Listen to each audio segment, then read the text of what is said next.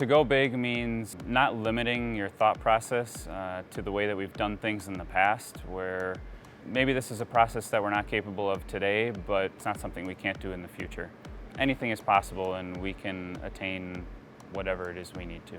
To me, the slogan of "Go Big" means there's no limits. We need to look outside of our box, not only for solutions, but for growth opportunities, moving into other industries, the way we do business, the way we operate the business.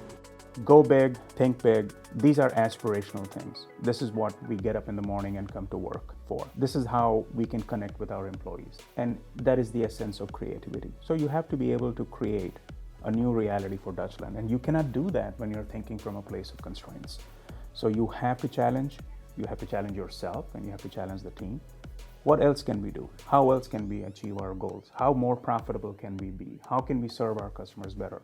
And more importantly, how do I grow my skills? How do I grow and invest in the growth of individuals and associates in our company? Because unless they grow and they learn to step out of their comfort zone, thinking big is just words.